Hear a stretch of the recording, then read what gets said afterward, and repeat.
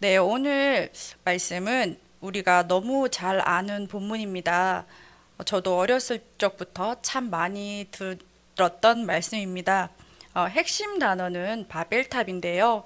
어렸을 때도 탑이라고 하면 저는 딱 떠오르는 것이 뭐 석가탑, 다보탑, 뭐 많아도 이렇게 구층석탑 뭐 이렇게 생각해서 바벨탑도 그 정도 높이가 아니었을까 이렇게 상상이 좀 안 되었어요. 물론 그렇게 작은 탑은 아니겠지요.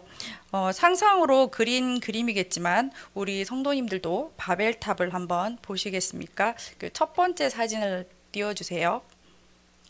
네, 이 흑백으로 되어 이 그림은 제가 어릴 때 주일학교 공과책에서 본 기억을 떠올려서 사진을 한번 검색해서 찾아보았습니다. 하늘을 뚫고 이게 탑이 세워지고 있지요. 이 그림은 흑백이라서 제가 다른 사진도 한번 찾아보았습니다. 띄워주세요. 네, 좀 더 실감 나는 것 같아요.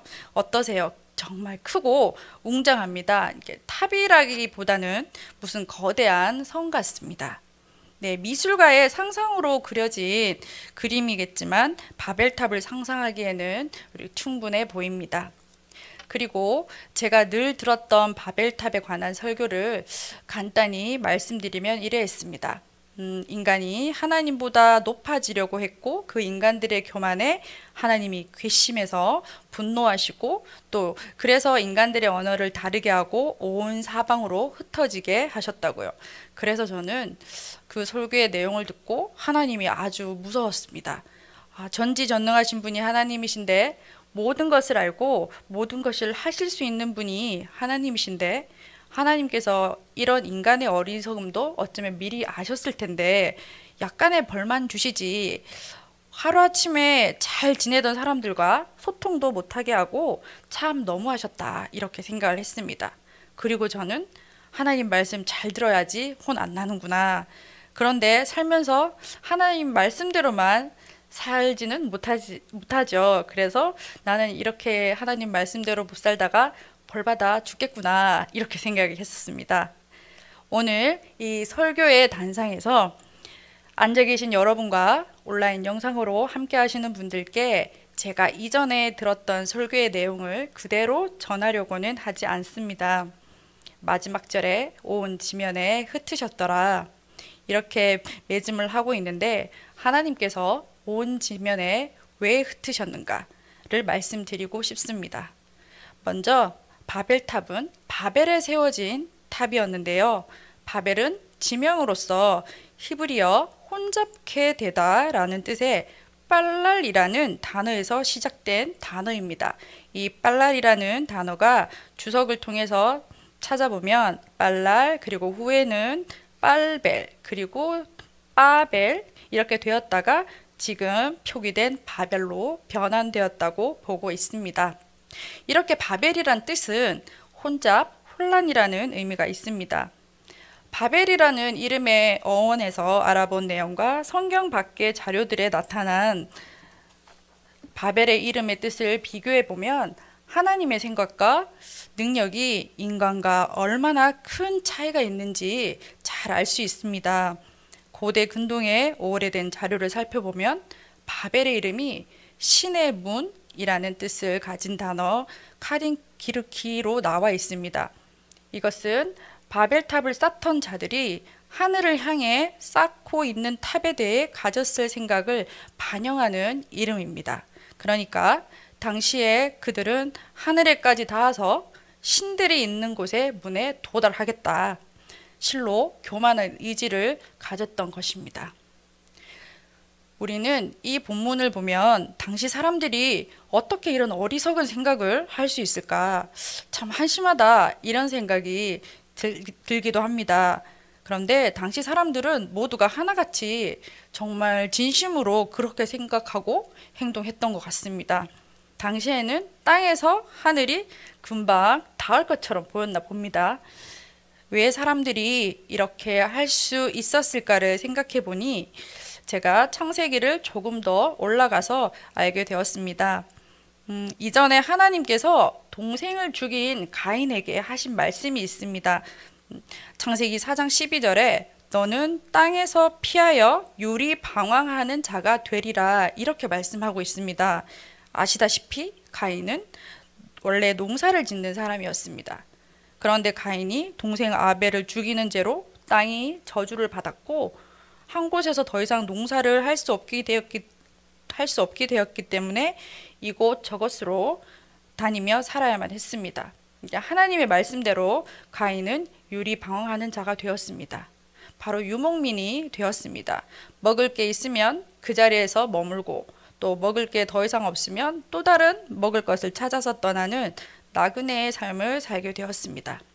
그런데 이보다 더 큰 잘못은 쫓겨난 가인에게 더 큰 잘못이 있었는데요. 그것은 바로 창세기 4장 16절에 나와 있는데 여호와 앞을 떠나서, 바로 이 부분입니다. 여호와 앞을 떠나서입니다.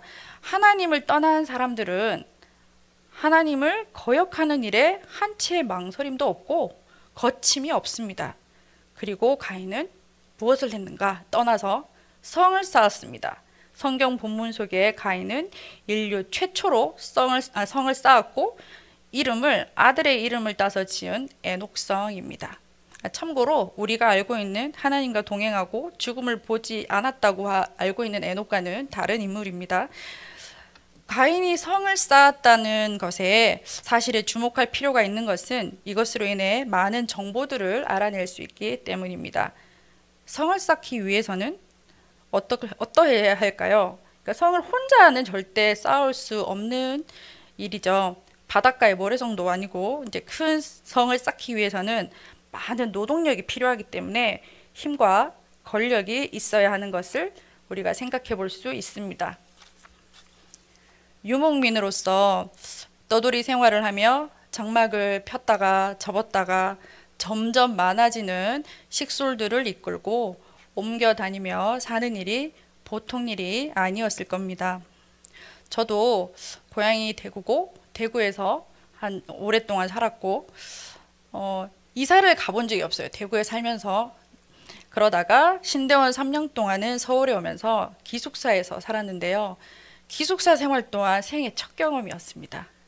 일평생 혼자 자란 제가 다른 이들과 함께 지내는 것도 참 쉽지 않은 일이었지만 가장 힘든 일이 형평성을 위해서 1년에 한 번씩은 꼭 방 이동을 해야만 했습니다. 그게 너무 힘들었어요. 같은 층의 방만 이동하는데도 책이랑 여러 짐들을 싸고 풀고 정리하고 이 일이 가장 힘들었던 일로 기억이 됩니다.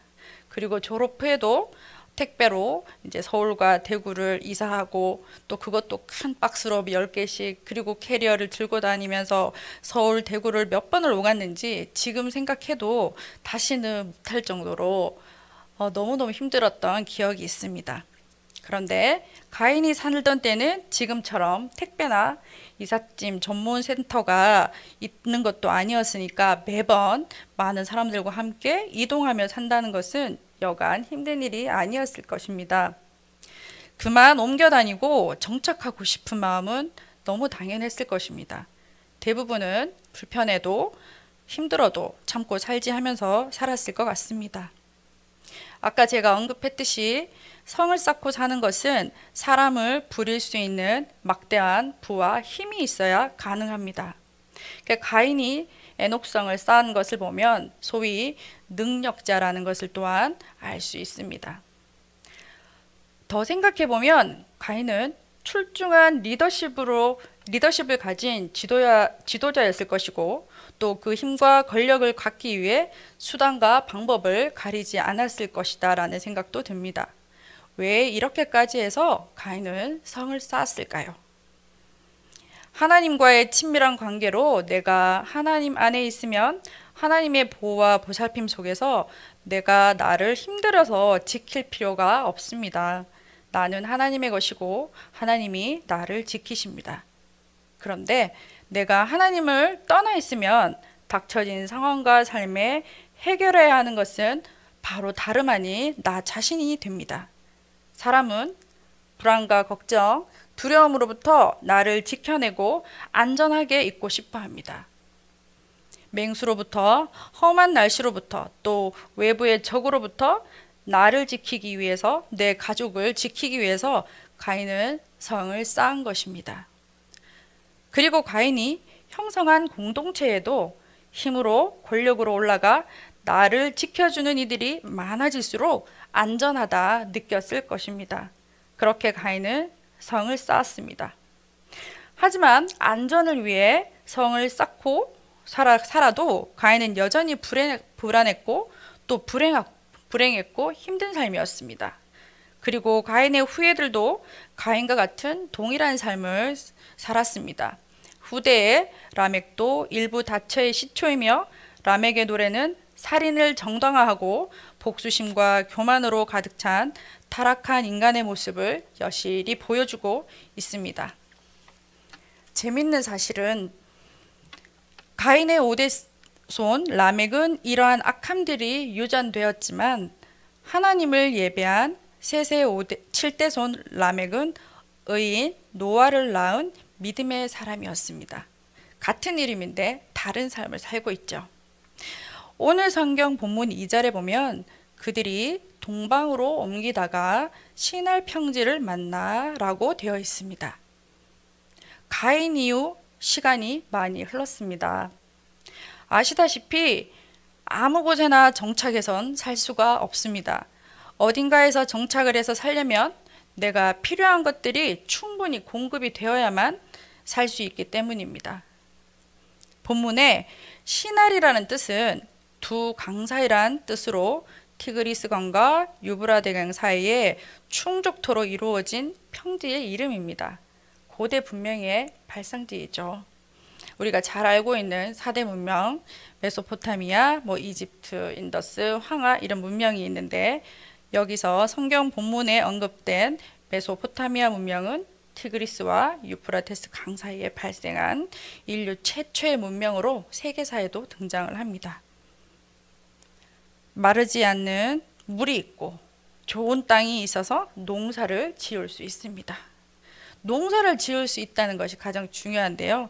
농사를 지을 수 있다는 것은 머무를 수 있다는 것이 됩니다. 정착을 할 수 있다는 말이 됩니다. 그곳에서 일하고 소출을 기다리고 그리고 먹고 지내며 더 이상 옮겨 다니며 먹을 것을 찾아 헤매지 않아도 된다는 말이 됩니다. 그리고 3, 4절을 보면 이들의 목적은 먹고 살만해지니까 성읍과 탑을 건설하고 그 탑 꼭대기를 하늘에 닿게 하여 우리 이름을 내자라고 합니다. 우리 이름을 내자. 이렇게 하나님의 이름이 아닌 자신들의 이름을 드러내고자 합니다. 그리고 온 지면에 흩어짐을 면하자라고 말하고 있습니다. 이 말씀을 보면 분명히 이들의 다짐과 결정에 있어서 하나님이 없습니다.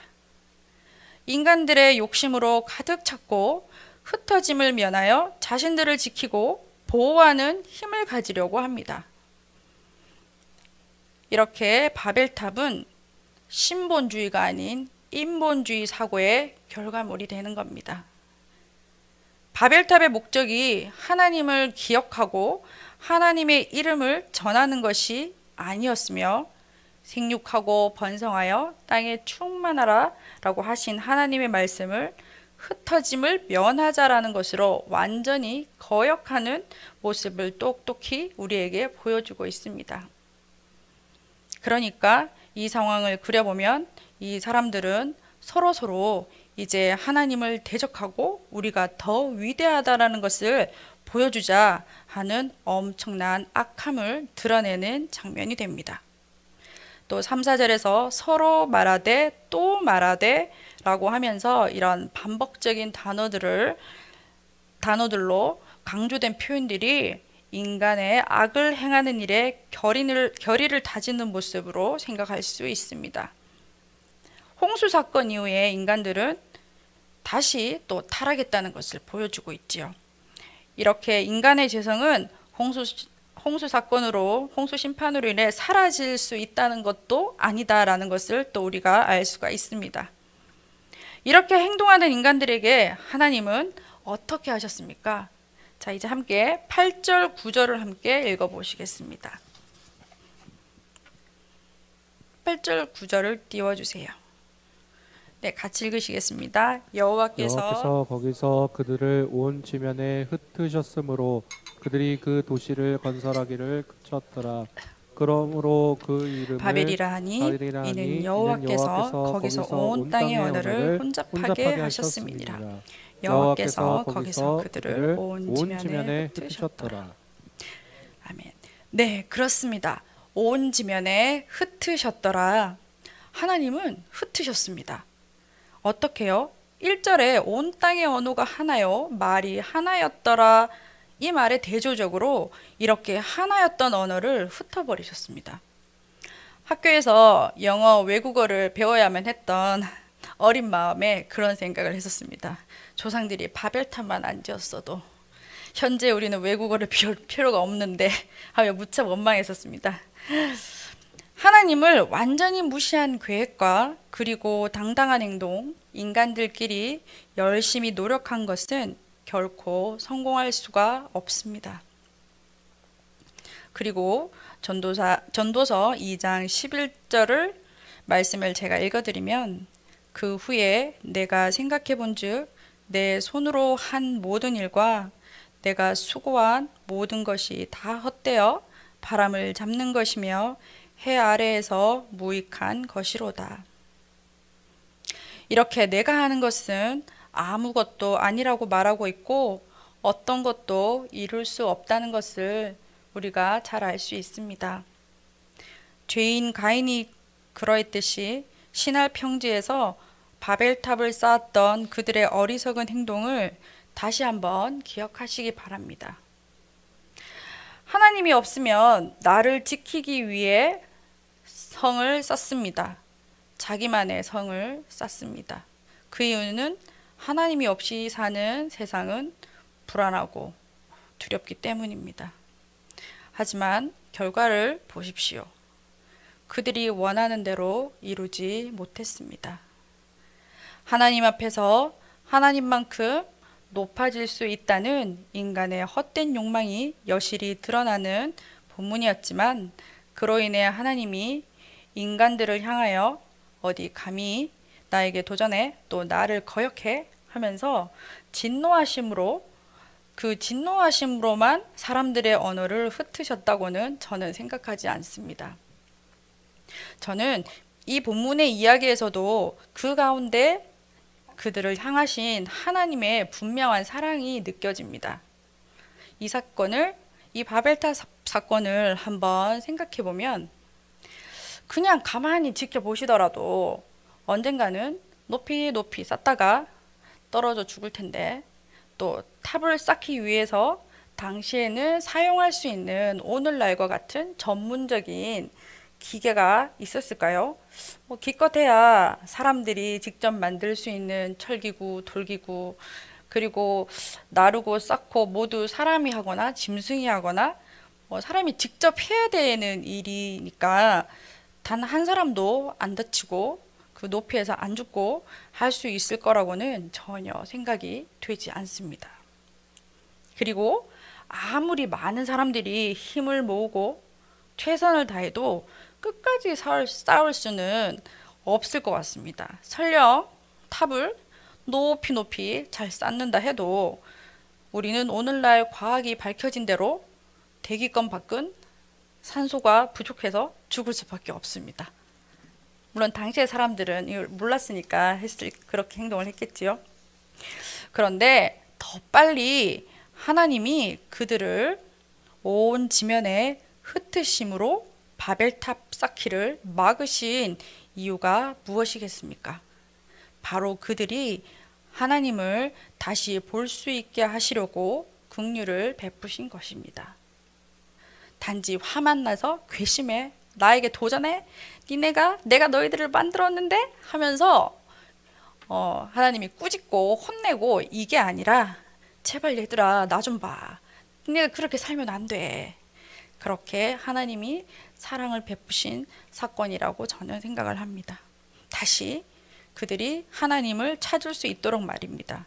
우리 힘으로 살 수 없구나, 우리끼리 살면 안 되는구나, 이것을 깨닫게 하시려고 하나님께서 온 지면에 흩으셨더라, 그렇게 하신 일입니다.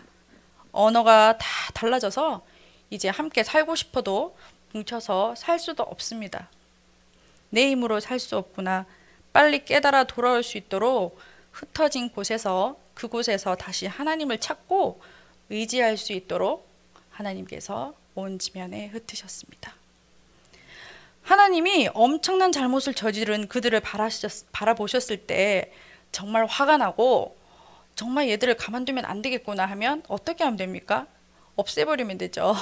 죽이면 되고 홍수 심판에 했던 것처럼 물에 삼켜도 되고 뭐 앞으로 불심판이 온다고도 사람들이 뭐 예언을 하지만 그렇게도 할 수 있고 없애버리면 되죠.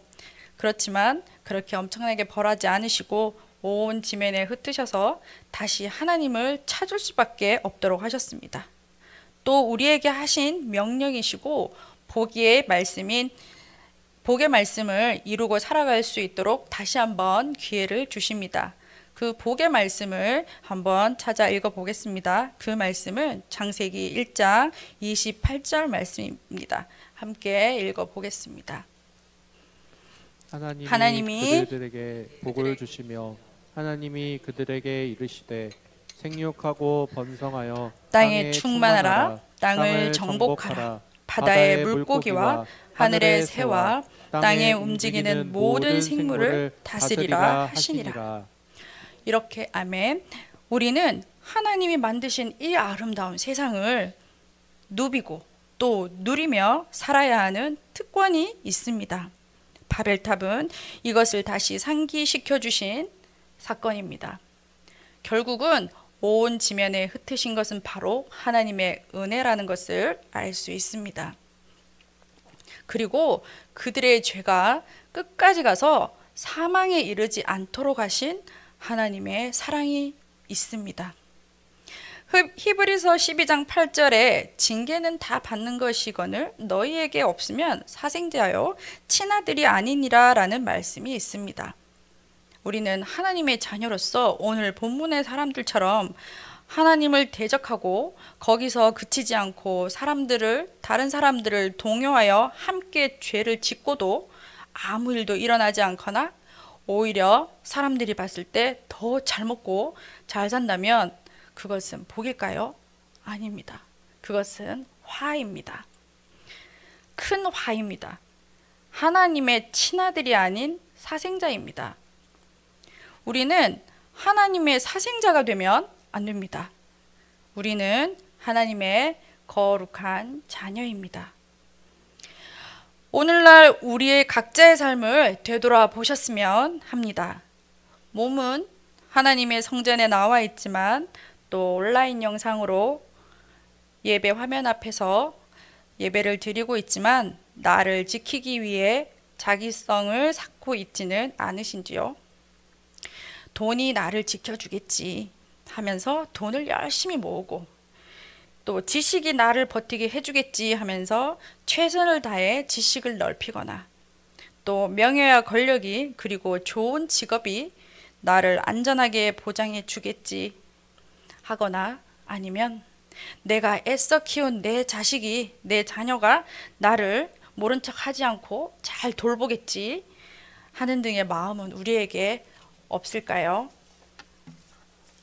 그리고 또 반대로 내가 지금 현재 가진 것이 사라지면 나는 어떻게 될까? 나의 삶을 안전하게 지탱해 주는 것이 나의 직업이나 나의 건강이나 나의 가족이나 나의 재산 같은 것들이라고만 생각하고 있지는 않으신지요? 성도의 삶은 자기성을 쌓는 것이 아니라 하나님을 나의 성으로 삼으셔야 합니다. 시편 기자가 노래합니다. 화면에 띄어지는 시편 18편 2절을 함께 읽어보시겠습니다. 여호와는 나의 반석이시요 나의 요새시요 나를 건지시는 이시요 나의 하나님이시요 내가 그 안에 피할 나의 밥이시요 나의 방패시요 나의 구원의 뿌리시요 나의 산성이시로다. 아멘. 오늘 저와 여러분도 시편 기자의 고백처럼 하나님이 나의 산성이심을 감사하고 의지하시기를 간절히 바랍니다. 내가 안주할 수 있는 상황에 놓이면 순식간에 내게서 하나님이 사라집니다. 오늘 본문에서 시날 평지에 거주했던 어리석은 그들처럼 말입니다. 그리고 하나님이 사라지는 것에서 내 삶에서만 하나님이 사라지는 것으로 그치는 것이 아니라 인간의 악함이 점점 자랍니다. 그리고 하나에서 여럿으로 마치 전염병처럼 번집니다. 내가 속한 공동체에도 악영향을 미칩니다. 죄가 점점 이렇게 커져갑니다. 매 순간 깨어 있으시기를 바라며 내가 어디에 집중하고 있는지 살펴보시고 하나님이 아니면, 하나님이 없으면 과감히 내려놓으십시오. 그리고 예배 가운데 또 말씀으로, 기도로 반드시 승리하시기를 간절히 축원합니다. 네, 함께 기도하겠습니다. 사랑과 은혜의 하나님, 참 감사합니다. 오늘도 저희를 예배의 자리에 있게 하심에 감사드립니다. 하나님, 저희들의 연약함을 고백합니다. 부지불식간 하나님 없는 언행을 일삼습니다. 여전히 저희들 자신을 지키기 위해 하나님께 매달리기보다는 내가 해결하라고 내가 애쓰며 나의 성을 쌓고 있습니다. 긍휼히 여겨 주시옵소서. 오직 하나님만이 저희들 각자의 산성이 되어 주셔서 겪게 되는 어려움을 반드시 이겨낼 수 있도록 도와주시옵소서. 예배 가운데 온전한 회복과 치유가 있기를 원하며 능력의 삶을 살아내길 간절히 원합니다. 저희들의 연약함을 아시오니 세임 주시고 간절한 기도의 소원들도 반드시 이루어 주셔서 산성 되신 하나님의 역사를 늘 경험하게 하여 주시옵소서. 저희를 죄와 사망에서 온전히 구원하신 예수님의 이름으로 기도합니다. 아멘.